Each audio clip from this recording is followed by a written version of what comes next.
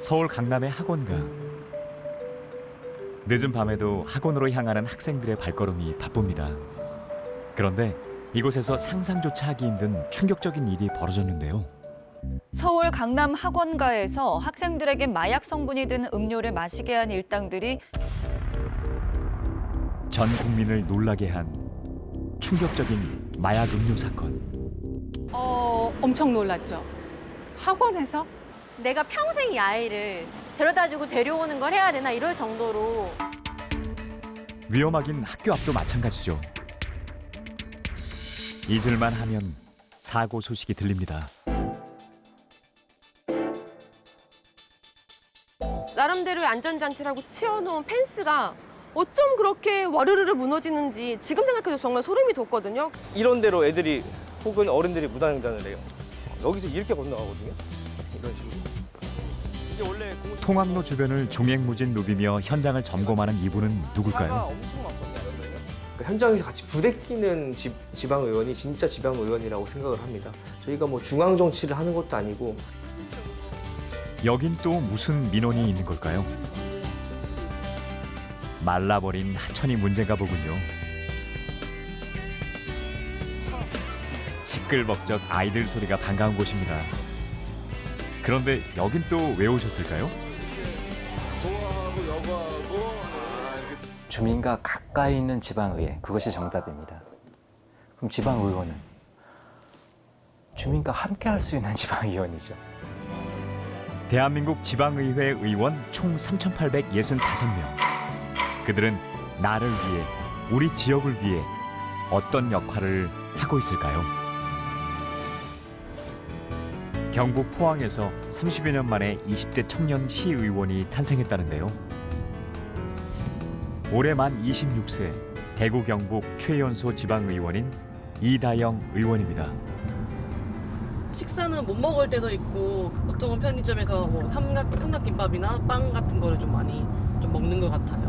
거의 대부분 차에서 그렇게 이동할 때 먹거나 하는 것 같습니다. 차를 산지 한 4개월 정도 됐는데 지금 9,492km 탔습니다.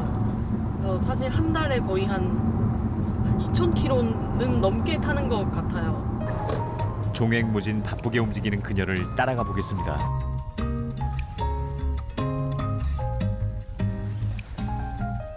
포항에서 가장 많은 인파가 몰린다는 한 해수욕장. 레저 활동을 즐기는 시민들로 늘 북적이는 곳이죠. 죽엄마 이런 거 해야 되는 거 아니에요? 이다영 의원을 만난 곳은 지역의 한 청년 모임. 바닷가를 걸으면서 쓰레기를 줍는 봉사단체입니다. 지금 제가 한 걸음 건널 때마다 지금 쓰레기가 잡히고 있어요. 지금 해안 쓰레기 문제가 심각하다는 걸 현장에 와서 직접 체험하고 있습니다.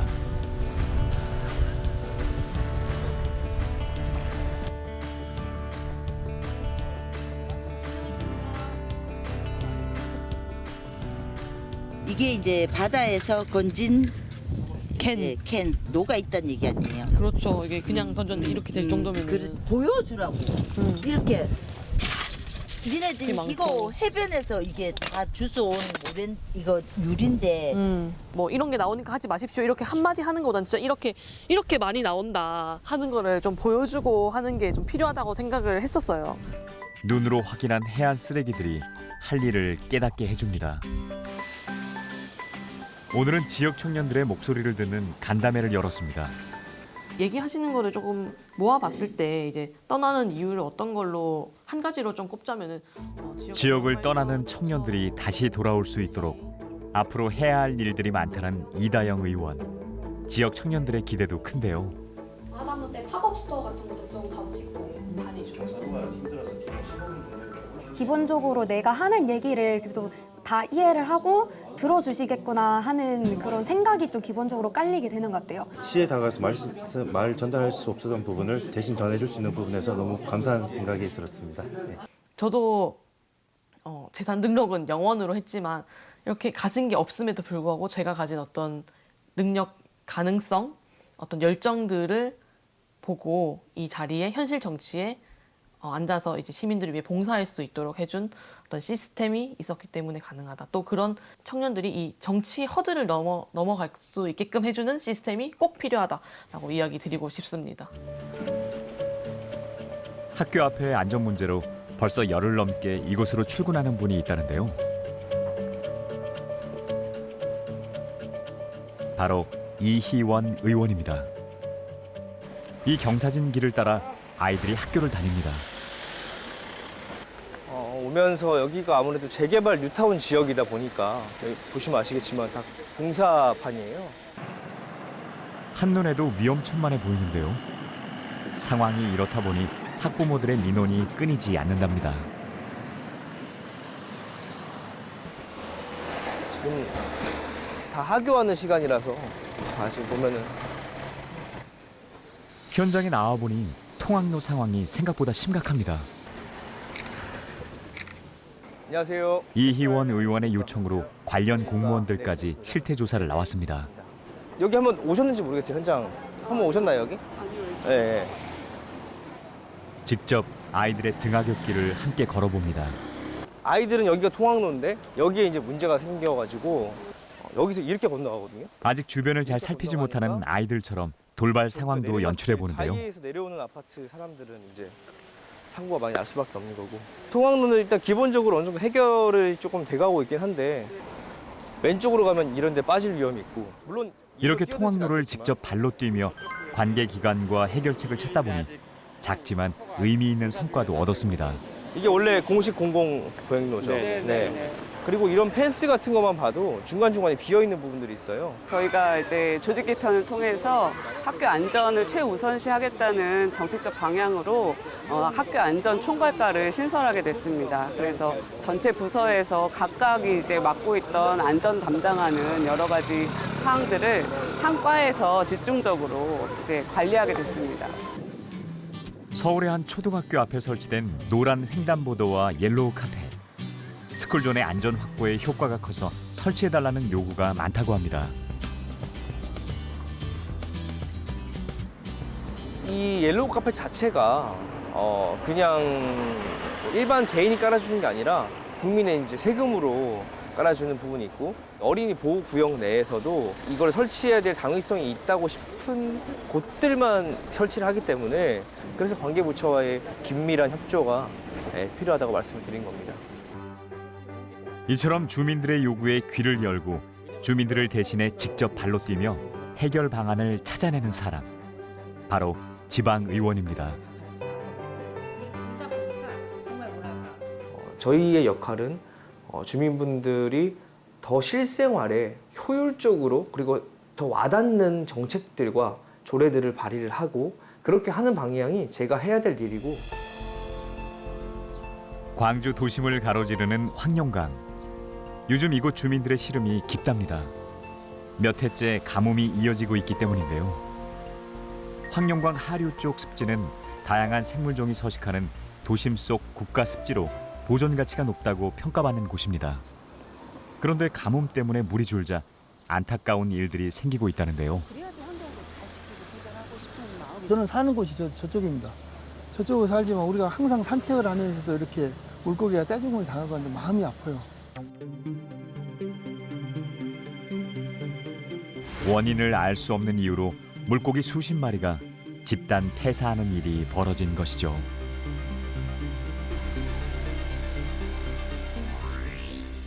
전남 광주 지역은 이제 극심한 가뭄 상황인데 아무래도 그러다 보니까 하천의 유량이 좀 줄었고요. 그 상황에서 오염수가 유입이 됐던 상황이 발생했던 거죠.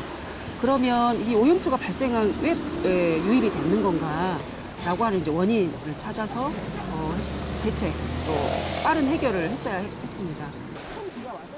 환경운동가 출신의 최지연 의원은 이곳 수질을 개선하고 습지를 체계적으로 보존하기 위한 조례 제정을 이끌어냈습니다. 습지 생물 보호와 하천을 살리는 일에 시민들이 직접 참여할 수 있는 근거가 마련되었답니다.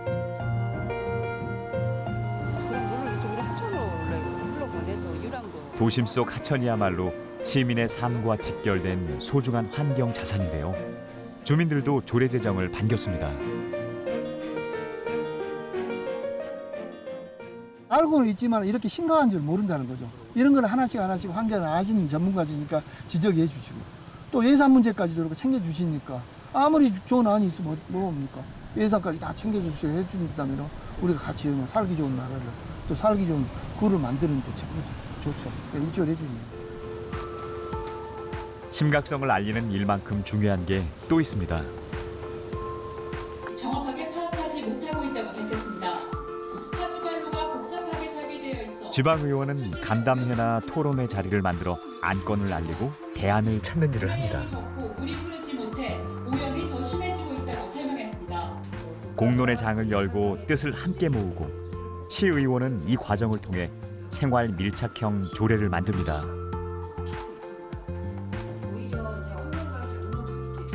결과적으로는 좋은 정책과 또 법, 조례를 만드는 것은 결국은 시민 생활과 밀접한 내용이기 때문에 출발에서부터 과정에서부터 시민 참여가 중요하다고 생각합니다. 물론 시민을 대표하는 대기관으로서 의회가 있기 때문에 의원들이 기본적으로 그걸 깔고는 있지만 또 다양한 시민들의 목소리를 담아내는 것, 그다음에 만들어진 정책이나 조례안들이 실질적으로 작동할 수 있도록. 한강은 강폭이 1km에 이르는 큰 강입니다. 늘 여유롭고 평화로워 보이는데요. 그러나 시민 생명과 직결된 안전사고는 언제 어느 때든 예고 없이 일어납니다. 시민이 위험에 처했을 때 한강 경찰대가 출동합니다. 바로 그 한강 경찰대에 서울특별시의회 행정자치위원회 시의원들이 현장 점검을 나왔습니다.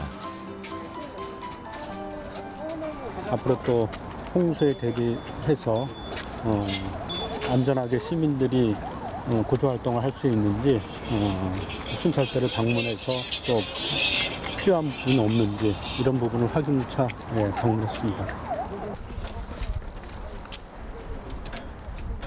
이 컨테이너 부스는 인명구조에 필요한 장비를 보관하는 곳이죠. 얇은 게 웨스트, 옷을 벗고 속옷만 착용하고 입는 수트고 이거는 공기통. 인명구조에 꼭 필요한 고가의 잠수 장비들입니다. 아무래도 고가입니다. 지금 이게 구형인데 지금도 이거 400만 원 정도. 저 한 벌에요? 한 벌에 이게 하나에 400입니다. 대형 장비는 예. 전체적으로 다 구비가 돼 있는데 예, 다 신형으로? 다 구비는 돼 있습니다. 신형은 구비돼 있습니다. 신형으로? 예. 신고가 들어오면 긴박하게 출동해야 하기 때문에 장비들을 착용 순서에 맞게 정해진 곳에 둔다는데요. 문제는 홍수가 발생했을 때입니다. 저희가 한강이 범람할 때 본 건물은 부상식이지만 부속 건물은 컨테이너는 부상식이 아니기 때문에 들어서 둔치에 올려야 되는 어려움이 있습니다. 그런 과정에서 신고 출동이 있다든지 임무 수행하는데 좀 어려움이 있다 보니까 이게 모두 생명을 구조하는 시민들한테 약간 지장이 가지 않을까 그런 우려가 있습니다.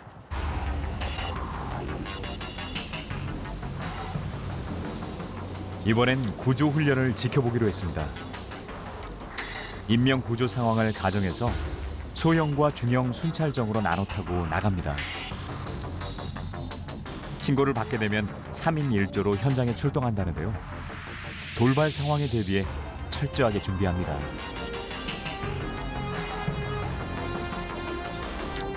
가장 신고가 많다는 투신 사고는 하루 평균 10건.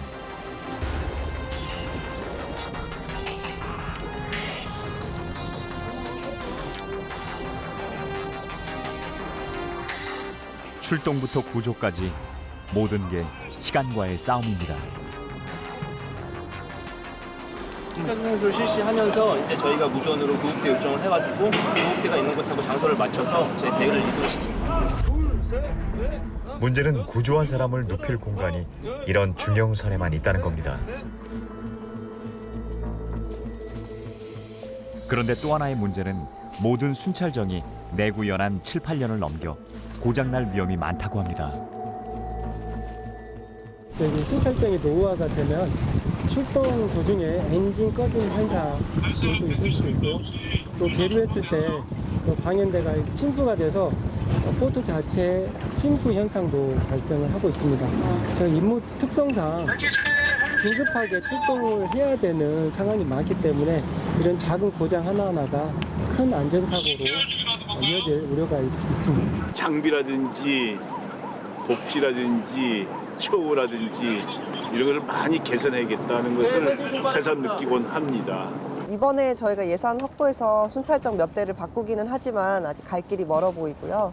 장비들을 제대로 이렇게 보관할 만한 공간이 없어서 컨테이너에 올려놓고 있는 것도 좀 마음이 많이 쓰였습니다. 그래서 정말 해야 될 일이 많은데 이거 어떡하지? 좀 고민이 많습니다.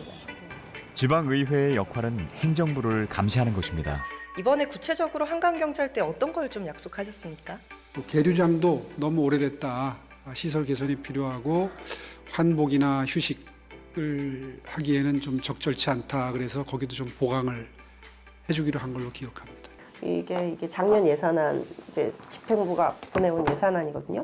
거기에 이제 제일 마지막에 제 체크를 해놨는데 순찰정 구입 이래가지고 3억을 편성을 해서 왔어요. 근데 이 3억이 얼마냐면은 소형 순찰정이 있고 중형 순찰정이 있는데 소형 순찰정 한 대를 바꾸는 예산입니다.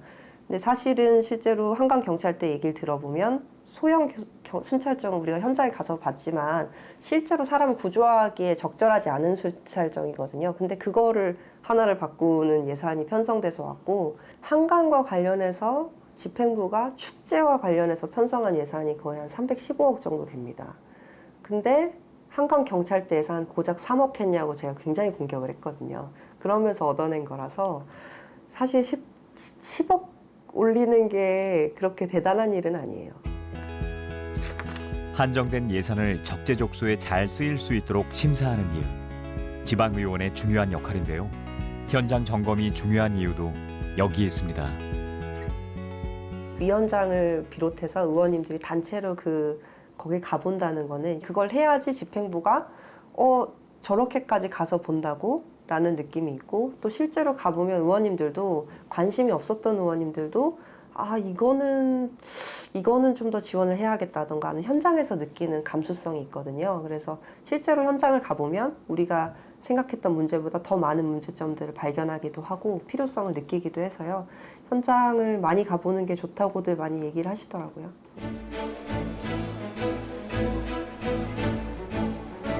오늘은 서울시 의회의 임시회가 열리는 날. 일정 요건에 따라 수시로 열리는 임시회에서는 집행기관 주요 업무 보고를 듣고 제출된 조례안 등을 처리하며 정례회는 매년 6월과 11월 두 차례 실시합니다.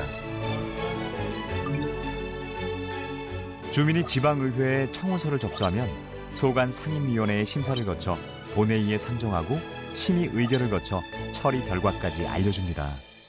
이렇게도 생각할 수 있을 거예요. 아니, 난 국회의원은 더 잘 알고 국회의원이 더 힘이 세. 그리고 내 말을 더 잘 들어줄 것 같아.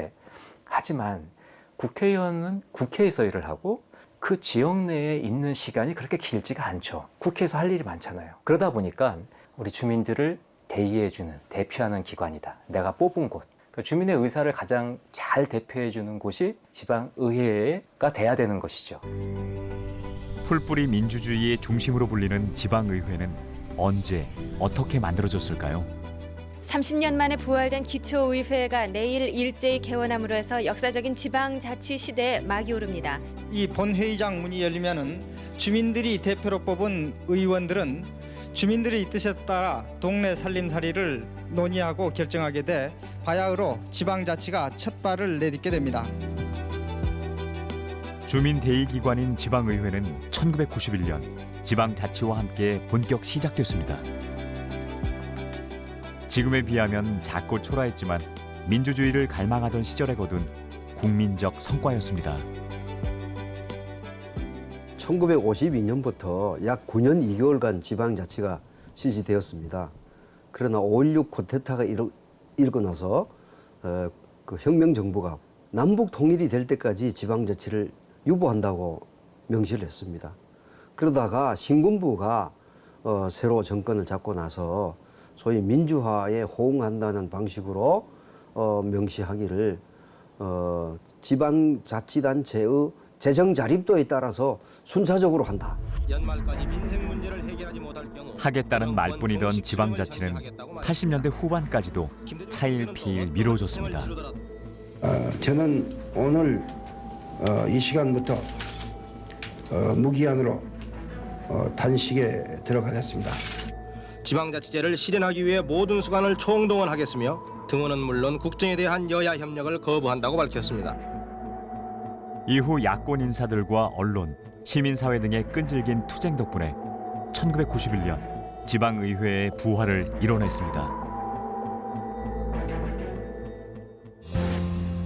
지방자치 시대가 열리고 지방의회가 부활한 지 32년. 비로소 주민을 위한, 주민에 의한 풀뿌리 민주주의가 자리 잡게 되었습니다.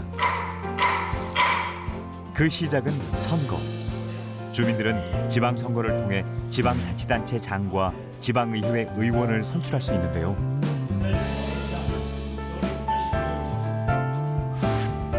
기초의원은 한 선거구당 1명만 선출하던 소선거구제에서 2006년 한 선거구당 2명에서 4명까지 선출하는 중선거구제가 도입돼 현재에 이르렀고, 광역의원은 소선거구제로 선출합니다.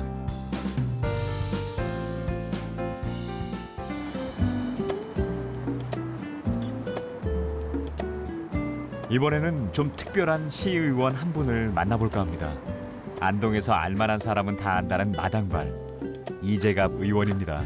전통시장 저 남는 공간 벽면들을 갤러리화하는 거. 맞아, 그죠. 어떤 분인지 더 궁금해지는데요.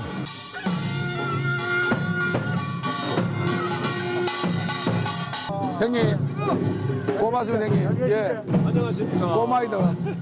최고죠. 안동에서는 뭐 다선 의원으로서는 뭐 최고 아닙니까? 안동 시민들을 위한 안동 시민들 곁에서 마음을 함께하는 그런 분이라고 저는 생각합니다. 이재갑 의원은 1991년 지방의회에 입성해 무려 32년간 일하고 있는 구선 의원, 전국 최다선 의원입니다. 지방의회의 산 증인이라고 해도 과언이 아닌데요. 그의 일정을 한번 따라가 볼까요? 지금 가는 마을은요, 내 의정 활동에 있어서 변곡점이 된 마을, 그 마을을 기점으로 해서 제 의정 활동의 방향이나 목표가 확실히 정리될 수 있었던 그 마을이에요.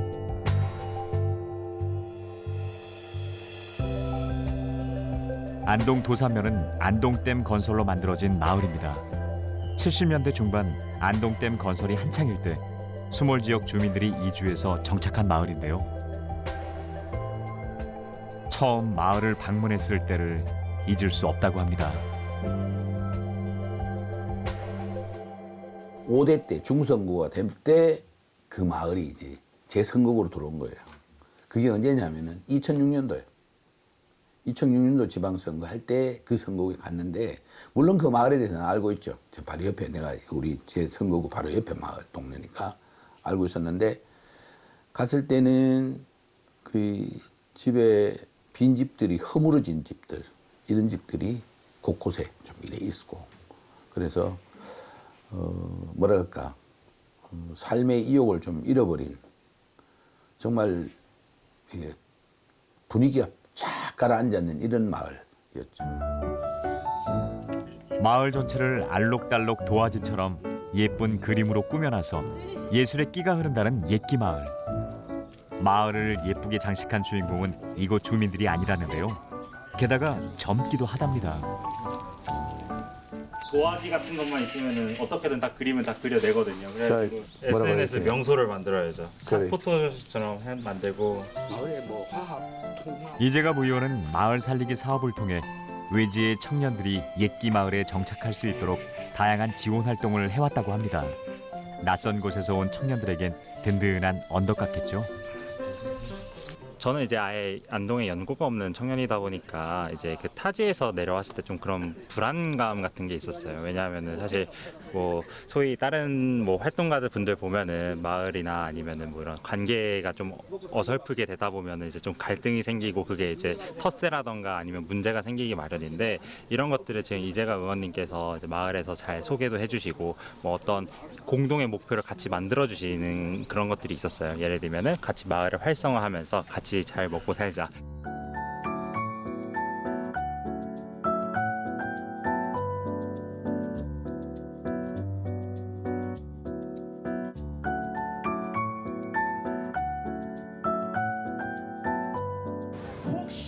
의촌리 마을 청년회가 보리 농사를 짓고 청보리 축제를 열 수 있도록 발판을 마련한 것도 이재갑 의원입니다. 야, 진짜 오늘 멋있어요. 멋집니까? 오늘 뭐예요? 모델? 아니요, 제 홍보부스 나왔어요. 홍보하러 나왔어요. 이제. 홍보부스로? 제 대학교 홍보. 어머님, 어서 오세요. 아이고 반갑습니다. 오늘 삼촌이 이재갑 의원은 선거에서 무소속으로 출마해 당선됐다는데 그 비결이 궁금합니다. 마을을 위해서, 주민을 위해서 어쩌면 좀 더 편하게 우리 마을이 더 살기 좋고 이런 걸 밤낮으로 생각해서지 않을까요?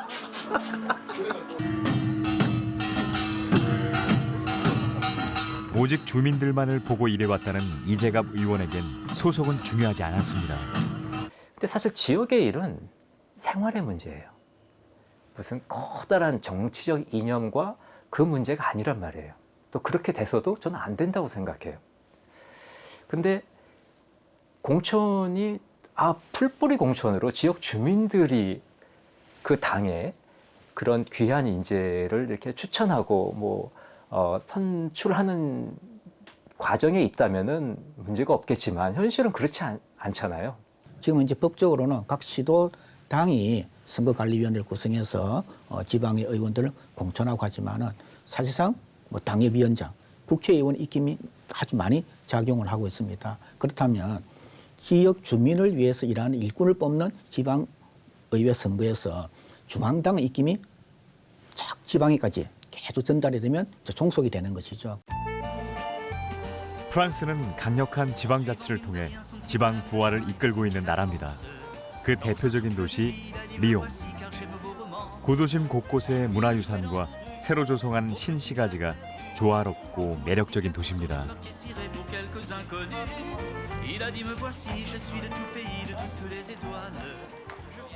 Je crois sous le maire Gérard Collomb, il y a pas mal d'années déjà, peut-être une quinzaine d'années. C'était vraiment justement en train de passer de la friche à la zone que c'est aujourd'hui. Donc on voyait vraiment les bâtiments sortir du sol à ce moment-là. 수변 공간에 글로벌 기업들을 유치해 일자리 기반을 만들었고 구시가지 정비에도 노력을 기울였습니다. 2000년대 초반까지만 해도 실업자와 빈집이 넘쳐났다고 합니다. Avant, ça n'était pas un quartier, c'était un quartier d'usine. Enfin, on n'y venait pas. Il y avait une MJC, mais qui était dans un local très succinct. Enfin, c'était des préfabriqués. Et tout autour, c'était des entrepôts, des usines. Il n'y avait pas de vie de quartier ici, sur cet endroit. 리옹이 되살아날 수 있었던 건 강화된 지방 분권을 바탕으로 리옹 인근 도시들이 함께 메트로폴 리옹 의회를 구성하고 협력을 통해 상생을 추구했기 때문입니다. Puisque la loi MAPTAM a eu lieu en 2014 et la création de la métropole de Lyon date de 2015, vous savez que la France est composée de plusieurs communes, de milliers de communes, 36 000 communes, et donc il fallait que les grandes villes soient puissantes, soient compétitives par rapport à la mondialisation et par rapport à l'Europe. 작은 도시의 경쟁력을 살리기 위해 지방 분권 강화를 선택한 프랑스는 작은 도시가 연합하는 특별 행정구역을 지정했고 메트로폴 리옹은 그렇게 프랑스 제2의 도시연합으로 부상했습니다. 프랑스는 그 구조를 각자가 하는 일을 정해놓고 그 다음에 우리는 서로 감시하는 곳이 아니야. 우리는 위계 속에 있는 게 아니야. 핵심적인 건데요. 우리는 기능적으로 분업하는 구조야. 리옹은 미식의 도시로 자리매김했습니다. 프랑스 요리계의 권위자인 폴 보키즈의 이름을 딴 이 전통시장에서 확인할 수 있습니다. 메트로폴 리옹이 되면서 시장을 현대화하고 리옹 근교에 최고급 식재료가 모이면서 자연스레 미식 문화가 발달하게 된 것이죠. Je vais dire pour la majorité d'entre nous, mais à part les écaillés où effectivement ils font venir les huîtres du pourtour atlantique, où c'est un peu loin. Sinon, on travaille le plus possible au plus près de nos commerces, c'est-à-dire que la plupart de nos fournisseurs. 전통 소시지를 파는 이 가게는 100년이 넘은 곳인데요. 시장이 다시 활기를 띈 덕분에 역사와 전통의 맛집이 됐죠. Qui a été créé en 1921, donc il y a 101 ans. Et nous, on a repris la maison il y a 12 ans et en fait, on continue à perpétuer la tradition de la charcuterie lyonnaise. Le lien avec les restaurants et les particuliers aussi sur les bouchons lyonnais qui vont travailler des produits à base de cochon. Bonjour. 리옹 출신의 샤롤 씨는 얼마 전 취업을 한 직장인인데요. 그녀의 또래 친구들은 더 이상 리옹을 떠나지 않는다고 합니다. Qui sont allés à Paris peut-être pour les études, parce que à l'époque il y avait peut-être des meilleures écoles à Paris et plus d'opportunités professionnelles pour évoluer dans son parcours professionnel.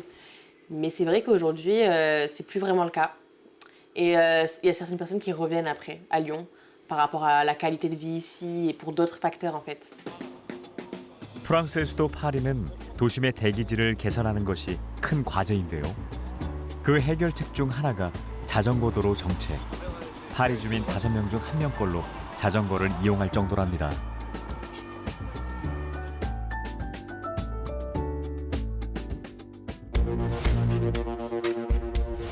얼마 전엔 시민들의 찬반 투표로 공유 킥보드 사용 금지 결정을 내리면서 외신의 주목을 받았습니다.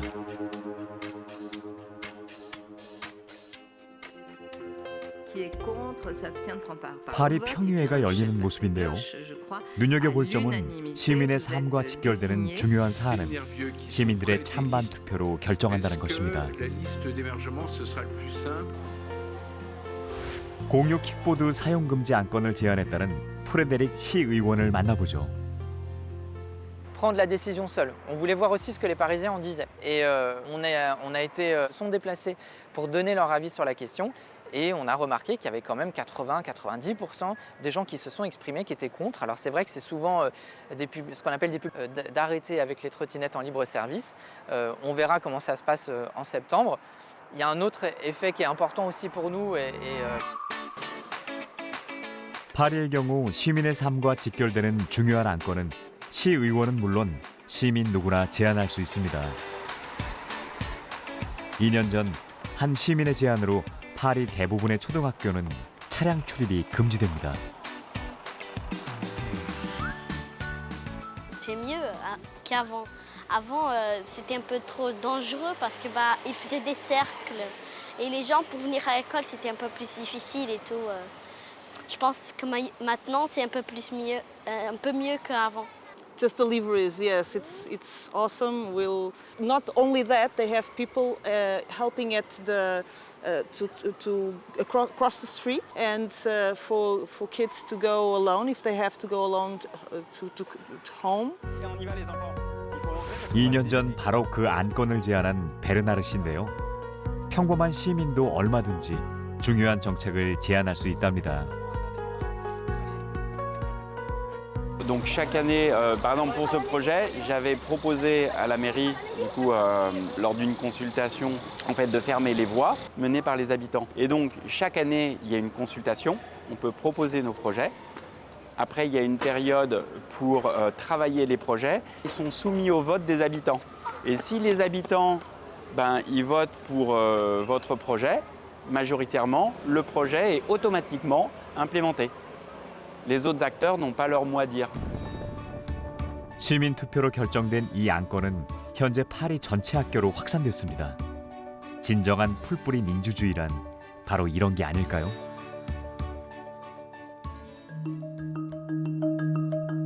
지방의회에 대한 우리 시민들의 관심은 어떨까요? 외면 받았을 때도 있었지만 최근엔 분위기가 많이 달라졌습니다.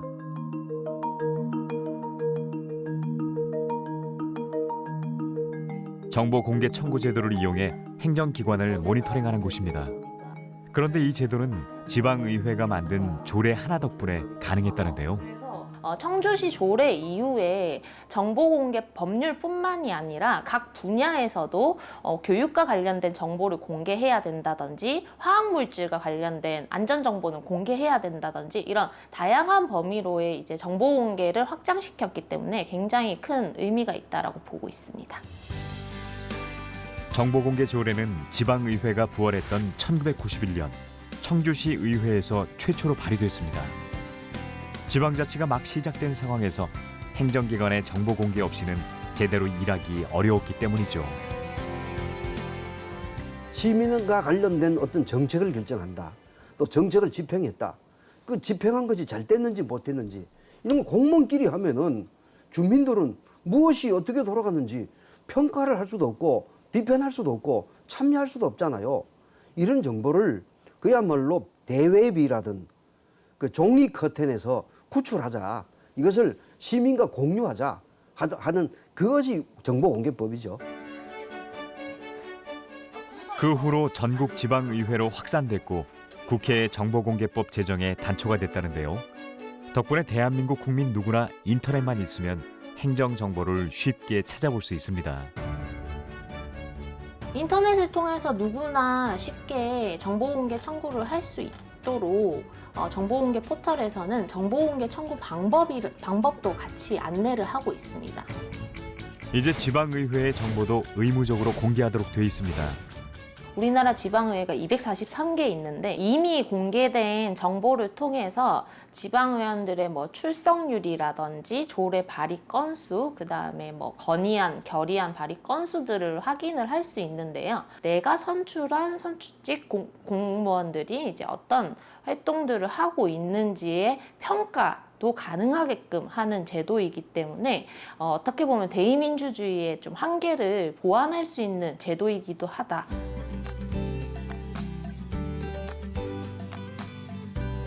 광주의 한 주택가. 시민단체 활동을 하는 직장인들이 개인 방송을 하기 위해 모였답니다. 한 자리에 모여서 방송하는 거요. 어렵죠. 오늘도 어려웠어요. 대체 무슨 방송이기에 바쁜 시간까지 쪼개서 만들고 있나요? 저희가 이제 전문가들은 아니더라도 시민의 입장에서 잘 이해될 수 있는 그런 프로그램을 만들어서 좀 더 시민들의 알 권리를 보장하고 그리고 시의회 활동들을 감시하는 그런 역할들을 해보고자 모여서 촬영하고 있습니다. 지방의회의 의정 활동을 시민 눈높이로 감시하는 방송이랍니다. 입법과 행정 감시를 한다는 것, 이게 의정 활동의 기본인데요. 직접 기획해서 대본을 쓰고 촬영하고 편집 영상을 올려 시민들과 공유하고 있습니다. 거대한 음모가 있거나 이럴 리는 없을 거라고 이렇게까지 하는 이유가 궁금한데요. 장면을 보면서 이걸 아무도 안 보고 있구라는 확신이 전제되어 있고 이런 확신이 이렇게 생각하면은 얼마나 많은 일들이 제대로 다루어지지 않고 그냥 넘어갔을까. 공무원들이 이걸 제대로 준비를 안 해서 어차피 아무도 안 볼 거니까 대충 답변해버리고 말겠다. 이런 일도 종종 있거든요. 아무도 보지 않고 아무도 태클 걸지 않는다면 내가 뭘 해도 뭐 상관이 없지 않나. 선거철만 되면 국민들 여러분들을 위해서 저 열심히 안목 불사르겠습니다. 이런 것만 하면 당선되니까 마음대로 하지 않을까요? 의정당원사 화이팅! 네, 고생하셨습니다.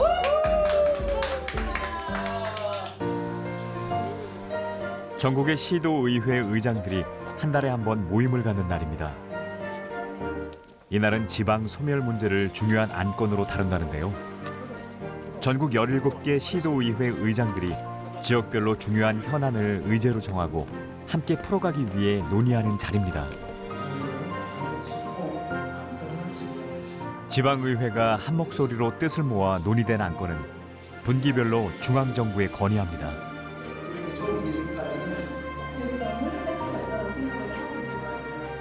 최근엔 지방의회가 전문적이고 독립적으로 거듭나기 위해 노력하고 있습니다. 국회에 가면은 국회법이 있습니다. 국회법은 국회의원들의 의정 활동을 할 수 있는 모든 근거 규정을 담고 있습니다. 그런데 지방의회는 출범한 지 32년이 경과했지만 지방의회법이 없습니다. 즉 기본법, 근본법이 부재합니다. 작년에 인사권 독립이 됐습니다만 앞으로 예산 편성권도 독립하고 지방의회 조직권도 독립을 해서 명실상부한 지방의회가 주민의 대표기관으로 거듭날 수 있기 위해서는 지방의회 기본법이 절대적으로 절실히 요구됩니다. 세상이 복잡해지고 시민들의 기대치가 높아지면서 지방의회가 해결할 과제들도 늘고 있습니다. 지방의회법은 보다 전문적으로 일할 수 있는 발판이라고 합니다. 이 특위를 통해서 한번 해보면 어떨까? 뭐 지방자치법에는 재정도 있고 주민도 있고 뭐 행정구역도 있고 행정부의 조직 관련된 것 다 섞인 것 중에 한 부분 아니냐. 그러니까 그 의미를 더 강하게 부과하기 위해서는 지방의회법을 떼어내서 별도의 법률로 만들고 여기에 권한을 훨씬 더 강화시켜야 되겠다. 이렇게 주장을 하고 있는 거거든요. 저는 그것도 맞다고 생각해요.